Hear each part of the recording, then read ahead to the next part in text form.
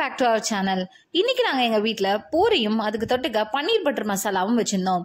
வாங்க பன்னீர் பட்டர் மசாலா எப்படி செய்யலாங்கிறத இந்த வீடியோக்குள்ளே பார்க்கலாம்.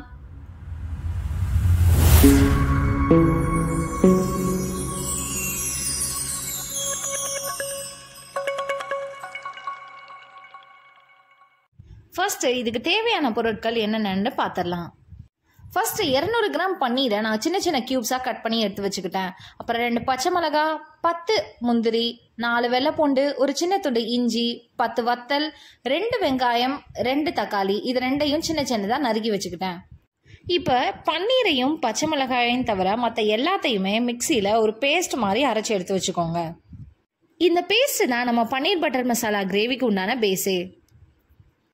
வாங்க இப்போ இதை எப்படி பண்ணலான்றத பார்க்கலாம். இப்போ ஒரு கடாயில் 2 ஸ்பூன் பட்டரும் 2 ஸ்பூன் நல்லெண்ணெயும் ஆட் பண்ணிக்கோங்க.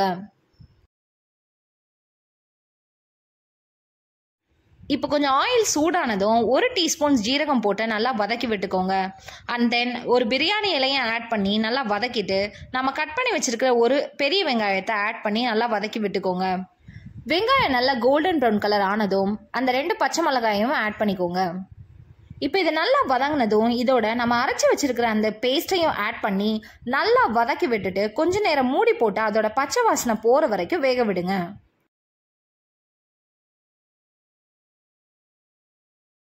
இது நல்லா வெந்ததுக்கப்புறம் 1 சிட்டிகை மஞ்சள் தூள், 2 டீஸ்பூன் தனியா powder, 1 teaspoon garam masala, 1 teaspoon Kashmir மிளகாய் தூள் எல்லாம் ஆட் பண்ணுறோம். காஷ்மீரி மிளகாய் தூள் எதுக்கு அப்படின்னு பார்த்தீங்கன்னா ஜஸ்ட் இதில் கலர் ஆட் பண்ணுறதுக்கு மட்டும்தான்.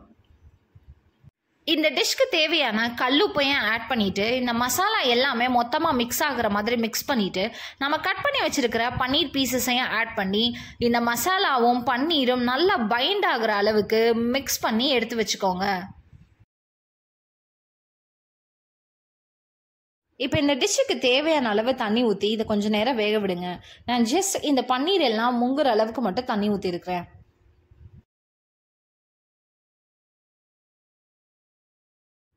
ஒரு 5 மினிட்ஸ் நல்லா இது கொதிச்சதுக்கு அப்புறமா ஒரு கைப்பிடி அளவு கஸ்தூரி மேத்தியை ஆட் பண்ணிக்கோங்க. இந்த டிஷ் இப்போ ஆல்மோஸ்ட் ரெடி ஆயிடுச்சு. இறக்குறதுக்கு முன்னாடி 1 ஸ்பூன் பட்டரும் 1 ஸ்பூன் க்ரீமும் ஆட் பண்ணி இறக்கணும்னா சூப்பரான ஹோட்டல் ஸ்டைல் பன்னீர் பட்டர் மசாலா ரெடி. இது பூரி, சப்பாத்தி, பரோட்டா எல்லாத்துக்குமே ஒரு செம்ம காம்பினேஷனாக இருக்கும். நீங்களும் இதை வீட்டில் ட்ரை பண்ணி பார்த்துட்டு உங்கள் ஃபீட்பேக்கை கமெண்ட்ஸில் சொல்லுங்கள். சேனல்ல இருக்க மற்ற வீடியோஸையும் மறக்காம பாருங்க. See you in the next video. Tada bye bye.